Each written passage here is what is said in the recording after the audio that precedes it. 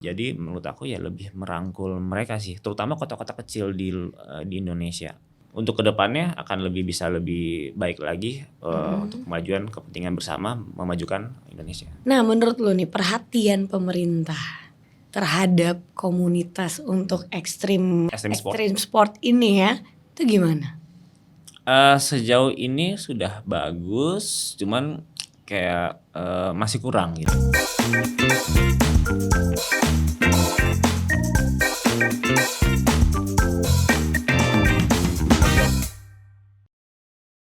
Hai kawan muda, selamat datang di Rumah Indonesia Maju. Kembali lagi nih, gue selalu kedatangan bintang tamu narasumber yang luar biasa. Pastinya kebanyakan anak muda yang luar biasa dong. Ya, Selamat datang abang. Halo, selamat datang. Bang siapa ini? Coba perkenalkan dulu dong namanya. Gua Poni. Nama lengkapnya siapa nih? Itu panggilan? Fandi Pratama, nama lengkapnya Poni. Oh gitu. Nah Bang, kenapa kok dipanggil Poni? Perasaan nama lengkapnya bukan Poni tuh. Kayak nama panggung aja sih. Oh gitu. Biar bisa dikenal sama teman-teman. Jadi cepet lebih kena gitu. Sebenarnya dulu Ponian kayak band-band kayak The Cure kayak gitu-gitulah, band-band British. Cuman sekarang Oh gitu. Gue pikir ini band-band boy band yang sekarang Korea ya, gitu. Korea. Bukan yang sarangeo gitu ya, bukan. Oh bukan. Kamsahamnida boleh. Enggak. Nah, teman-teman kita ini Bang Poni ini tuh seorang filmmaker, sadis, terus juga atlet inline skate ya. Inline skate. Sepatu roda. Nah, Bang, gue mau tanya dulu nih. Sebelumnya Abang udah ikut komunitas pastinya? Ya. Iya dong, karena kita yang mendatangkan narasumber ke sini tuh biasanya punya komunitas, terus atau founder, pengusaha gitu banyak loh Bang. Bang Poni ini sekarang sibuk apa? Sibuknya masih di dunia perfilman sama kalau lagi libur ya olahraga sepatu roda gitu. Oh gitu. Biasanya sepatu roda di mana? Di daerah Jakarta Selatan, di ada arena sekitar situ ada. Oh ada. Di daerah mana tuh? Daerah Cilandak. Sekarang lagi ada garapan film nggak? Sekarang sudah selesai kemarin. Sekarang lagi persiapan lagi gitu. Oh gitu. Yang terakhir apa tuh? Spill dulu dong. Akan tayang di tahun depan. Judulnya boleh disebut? Judul boleh lah, biar kan kawan muda juga pasti bakal nonton. Kan yang penting film isinya nggak kita sebutin ya ceritanya. Judulnya Ipar Adalah Maut. Waduh, agak serem ya. Ipar adalah maut. Ipar adalah maut. Ini genrenya bukan horor tapi drama. Menurut lo, sepenting apa sih film itu? Sepenting apa? Penting ya karena film itu kan pesan gitu. Jadi para penonton juga akan lebih melihat isi pesan dari si film itu kalau bicara pentingnya. Oh gitu. Dulu sebelum masuk ke dunia perfilman ini, kenapa kok pengennya dari situ ke situ gitu? Era tahun 90-an dulu ada serial kayak kartun-kartun kayak Dragon Ball, Conan gitu kan. Terus karena menunggu waktu itu dalam 1 minggu tayang sekali, terus gue beli komik nih. Jadi pas beli komik, baca-baca komik gitu, kayaknya langsung ke visual gambaran kalau misalkan kalau misalkan aku bikin film gini gimana ya, pasti seru banget nih gitu. Oh gitu. Akhirnya dari situlah mulai ada ketertarikan di dunia film gitu, sampai pada akhirnya pas zaman kuliah, kebetulan kuliahnya kuliah hukum. agak jauh ya. Melenceng ya. Hukum, kuliahnya. Terus film, gitu ya. Melenceng ya. Tapi bisa ya nyemplung ke film tuh bisa walaupun dari hukum. Bisa, karena putar balik. Kita balik arah ya. Balik arah. Diarahin sama orang tua kuliah hukum, ternyata aduh kayak nggak cocok nih, kayak putar balik. Akhirnya putar balik ke film sampai sekarang. Oh gitu. Oke, keren sih. Tapi sampai itu berapa lama sih Bang? Apanya? Di dunia film? Kurang lebih udah 10 tahun. Film itu bisa dikatakan kasarannya viral atau apakah dinilai dari jumlah penontonnya atau dari menang misalnya ajang ini gitu, awards ini baru bisa dikatakan oh film itu dikatakan berhasil gitu. Sebenarnya itu balik lagi ke penontonnya. Mungkin menurut kamu film ini bagus, tapi menurut aku enggak. Belum tentu, Gitu. ya. Ada yang tayang di bioskop, dia cuman 1 minggu terus turun layar, padahal penontonnya udah menunggu-nunggu gitu. Oh. Tapi ternyata film itu justru yang ditunggu-tunggu sama penonton, akhirnya menang piala gitu. Bisa dilihat dari banyak aspeknya, dari mungkin tata kameranya, lightingnya, artisnya, ceritanya. Oke, banyak aspeknya. Nah, gue pernah denger nih kalau film itu bisa menjadi alat propaganda politik atau hal yang lain. Itu setuju nggak? Setuju. Setuju. Wah, coba dijelaskan. Ya karena banyak pesan yang dituangkan si penulis dan sutradara secara visualnya ke para penonton. Tinggal penontonnya aja bisa memilih itu baik untuk dia atau tidak untuk dia gitu. Melihat Gen Z atau gen milenial inilah ya, dengan tertarik di dunia film, banyak nggak sih sekarang? Dibilang banyak, apalagi dengan percepatan teknologi. Kita menjadi dekat dengan contohnya handphone, Iya, kamera. Banyak juga filmmaker yang sekarang dia bisa ngerekam video melalui handphone aja, dia bisa bikin film pendek, bahkan iklan video klip juga ada. Oh. Jadi yang membuat Gen Z dan milenial itu ya perkembangan dan percepatan teknologi itu sendiri. Tinggal gimana akan terlihat pada saat di lapangan kaum milenial dan kaum Gen Z ini perbedaannya gitu. Tapi gitu. tapi tanpa kita sadari memang kaum Gen Z ini lebih kreatif dan out of the box gitu secara pandangannya. Jadi banyak yang sineas-sineas yang muda sekarang juga jauh lebih berkembang gitu, lebih cepat. Nah, menurut abang itu akan terjadi regenerasi nggak tuh di dunia perfilman ini? Jelas ya. Tapi itu dia prosesnya kaum Gen Z lebih cepat dibanding kaum milenial. Oh gitu. Ada plus minusnya gitu, karena Gen Z ini kan dia lebih cepat ketemu perkembangan zaman teknologi. Iya betul. Dia terbiasa memegang handphone, dia biasa framing pakai kamera gitu. Sedangkan kalau milenial pada saat itu susah untuk mendapatkan gadget, mendapatkan kamera, handphone gitu kan. Tapi itu tadi yang gue bilang plus minusnya, prosesnya kaum Gen Z tidak banyak melewati proses seperti apa yang dialami sama kaum milenial. Oh gitu. Berarti sebenarnya udah termasuk bersaing ya sekarang ya? Bersaing sendiri pada saat kita mengerjakan proses kreatif itu bukan tanda kita bersaing pada saat kita membuat film. Tapi film itu kan berkolaborasi. Oke.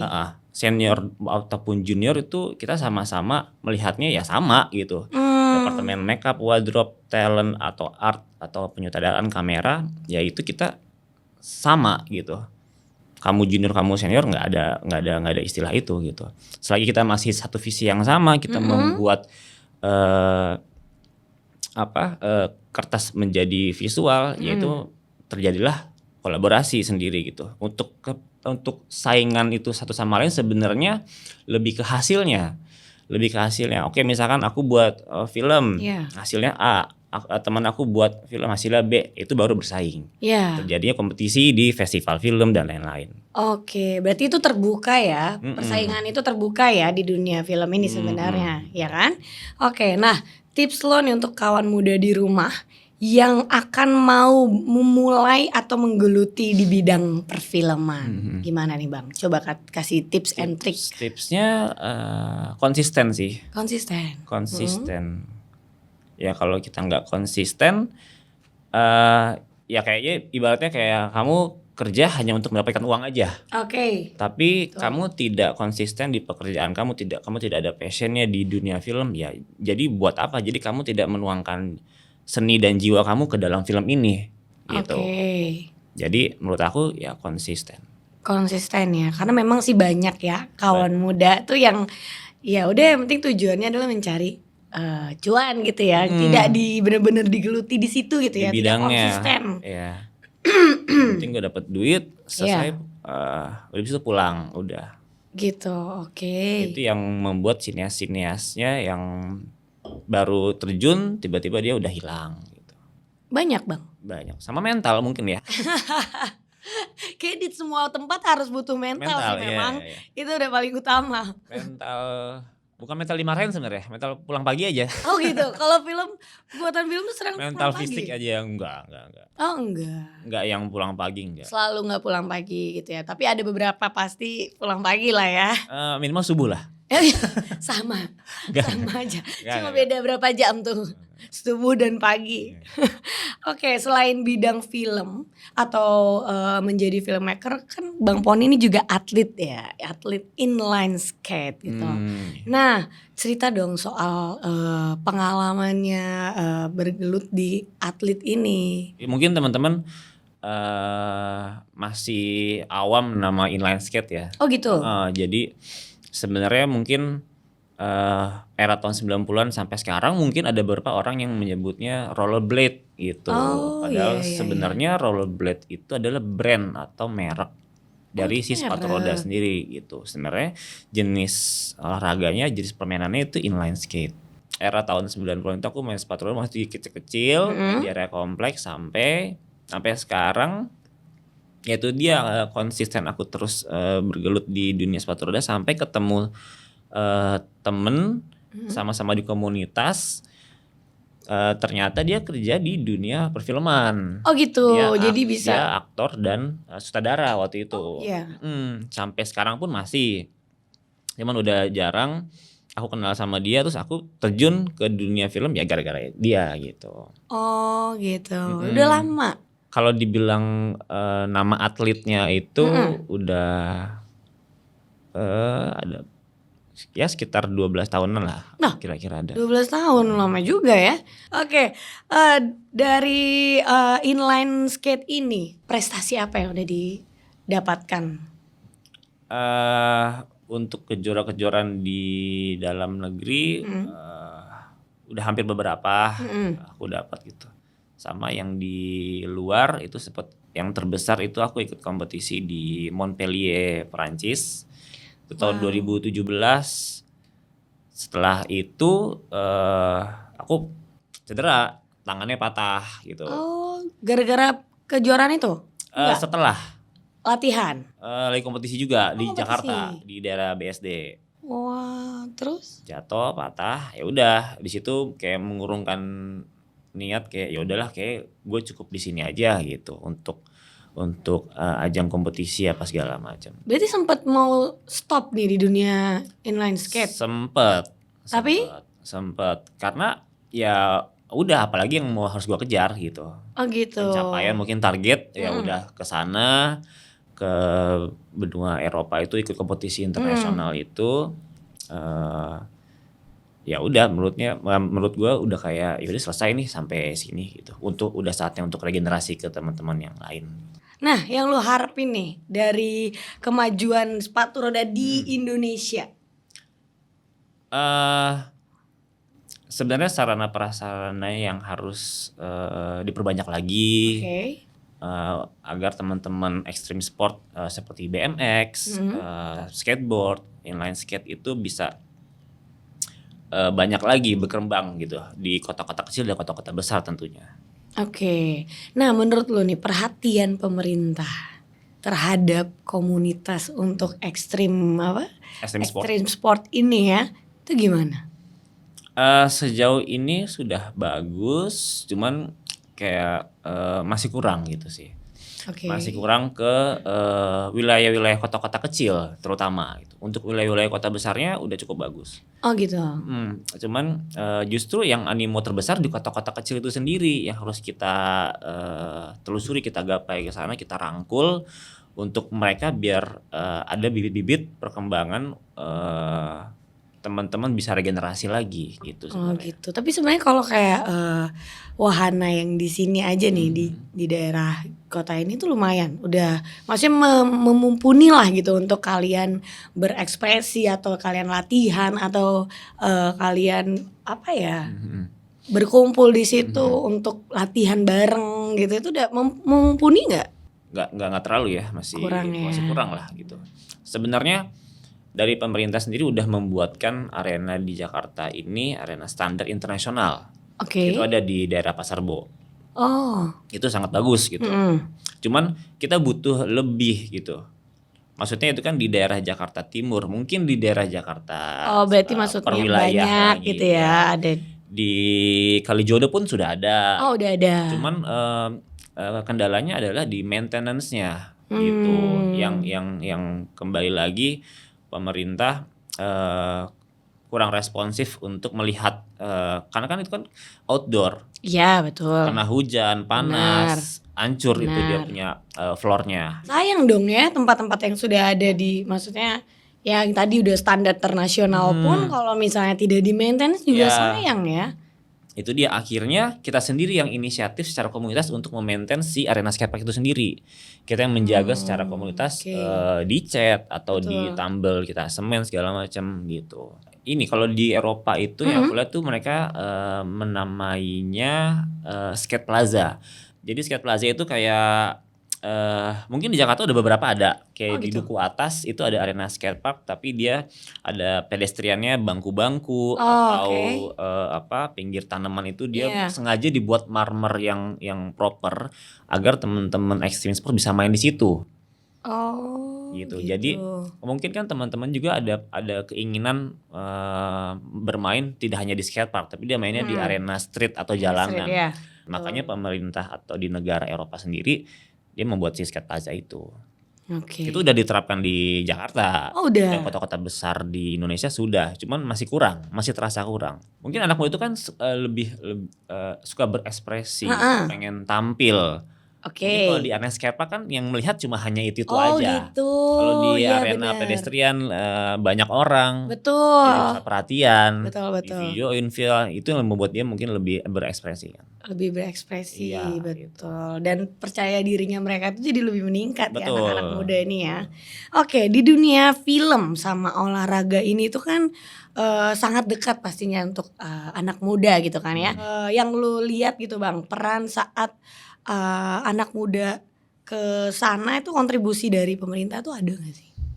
Ada waktu itu. Ada? Pada saat itu ada kita dibantu dan dinaungi oleh Kemenpora. Jadi tim atlet yang berangkat dari Indonesia ini dari cabur extreme sportnya ada skateboard, BMX, inline skate. Itu kita berangkat satu tim di bawah naungan Kemenpora. Itu disupport full support pihak Kemenpora untuk berangkat ke Eropa gitu. Cuman ada beberapa juga yang masih belum disupport gitu. Karena itu kan event tahunan sedangkan di luar negeri tuh setiap bulan tuh mereka bikin event. Gitu. Nah, kalian pernah nggak sendiri gitu pakai? Pernah sendiri. Kalau ke Asia Tenggara kita biaya sendiri. Kayak Malaysia, Singapura, Thailand. Contohnya kayak baru kemarin minggu lalu teman-teman Indonesia hampir sekitar 10 orang atau 15 orang berangkat untuk kompetisi di Malaysia. Itu pakai dana sendiri. Wah, keren sih tapi itu iuran apa gimana Bang? Ya nabung kayaknya ya. Keren ya. Nabung karena kita aware sama komunitas ini sama olahraga ini gitu. Jadi kita saling connect se-Asia. Kemarin tuh ada dari Thailand, Korea Selatan, Malaysia, Singapura, Brunei, datang semua yang ngumpul. Dengan membawa nama Indonesia. Hasilnya pasti luar biasa dong. Hasilnya alhamdulillah kemarin masuk 5 besar perwakilan dari Bandung, satu teman aku juga. Gitu. Terus ada yang juara 1 dari Padang. Wow. Untuk kelas junior. Itu di luar negeri? Di luar, di Malaysia. Kemarin tanggal 28 Oktober ini. Nah, kalau misalnya menurut Abang ini kan bentar lagi kita akan punya presiden dan wakil presiden yang baru pastinya tahun 2024. Apa sih yang dimau para anak muda nih kalau yang lu lihat sekarang gitu Bang? Lebih bisa ngerangkul anak muda sih. Lebih bisa ngerangkul anak muda, lebih bisa menjelajahi kota-kota kecil. Jadi menurut aku ya lebih merangkul mereka sih, terutama kota-kota kecil di Indonesia. Nah, gimana nih lu lihat kolaborasi anak muda? Kan sekarang tuh ada senior, ada junior, pastinya dong ya kan. Nah, kolaborasi itu di dunia perfilman atau di dunia atlet atau di dunia komunitas inline skate atau squat skate gitu. Gimana tuh Bang? Senior junior itu nggak ada sih ya, karena yang tadi gue bilang kalau kita berkolaborasi membuat kalau di film ya kita membuat, ibaratnya kita membuat bahan makanan, kita mencampur adukan makanan, setelah itu jadi makanannya, kita nikmati bareng-bareng, kita merasa puas, ya itu. Jadi kalau di dunia inline skate sendiri pun yang senior juga mengayomi dan kasih arahan kepada si juniornya agar menjadi lebih baik, misalkan mengajarkan cara jatuhnya, mengajarkan cara teknik seperti apa. Sebenarnya biar terjadi regenerasi gak sih? Agar terbentuknya regenerasi. Betul. Nah, apa misalnya di dunia lu itu Bang ada yang dominan gak? Misalnya senior gue lebih dominan nih, gue yang harus ngatur gini, atau enggak, kita di sini bersama, kita belajar bersama, saya ajarkan Anda misalnya gitu kan, biar kita bisa tumbuh bersama. Bagaimana? Ada mungkin beberapa yang dominan, ada. Tapi kan lebih mengarahkan. Maksud dia tujuannya baik, bukan berarti dia itu mengarahkan, menyuruh atau mendikte kasar kepada si junior, tapi justru dari situ ya baik lagi kita harus menerima dan mengerti, memahami maksud dari si senior ini. Maksudnya pasti tujuannya baik, bukan berarti dia harus lebih kamu nggak bisa, kamu harus kayak ikutin saya segala macam. Lebih kayak mendikte gitu. Justru itu melihatnya lebih kayak dia sayang sebenarnya, karena agar tidak terjadi mungkin pengalaman kan lebih banyak si senior ini dibanding si junior, dia nggak mau mungkin seperti pengalaman-pengalaman yang pernah dialami sebelumnya. Tapi pasti seniornya memberikan kesempatan nggak buat anak muda, juniornya lah gitu. Jelas, apalagi yang tadi gue bilang, anak Gen Z sekarang ini, anak-anak muda sekarang lebih kreatif, out of the box, imajinatif, ya itu membuat saran-saran mungkin bisa banyak masukan untuk ke si senior gitu. Oh gitu. Malah jadi kayak kolaborasi yang baik sebenarnya ya. Suatu kolaborasi. Iya betul. Nah, menurut Abang setuju gak sih anak muda ini tuh bisa apa ya, kayak turut ikut andil di dalam itu gitu untuk menjadi Indonesia emas pada tahun 2045 nanti?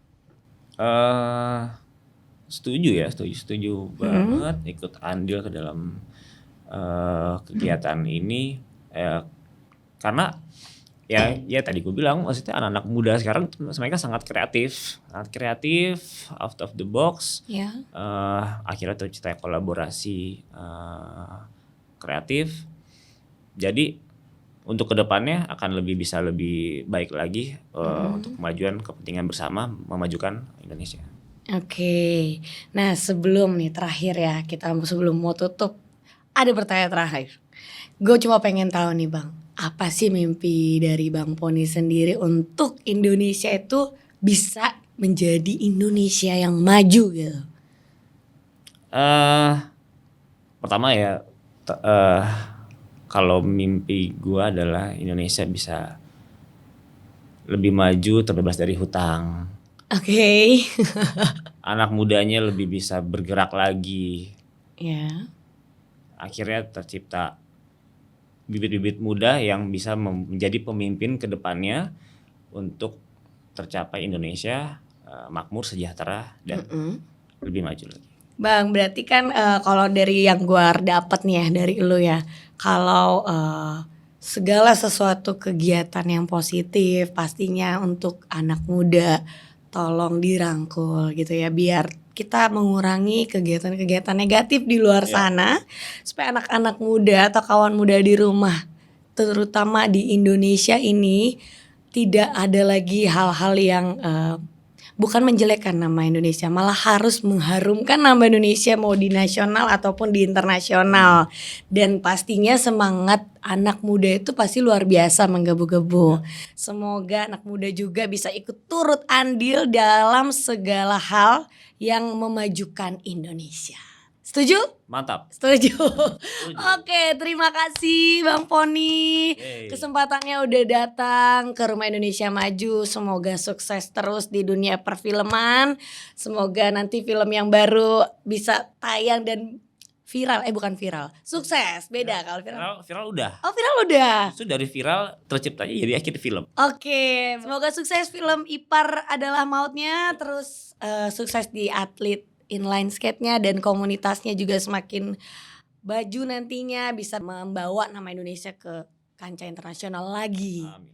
Oke, terima kasih dan sampai jumpa lagi di Rumah Indonesia Maju. Salam Indonesia Maju. Dah.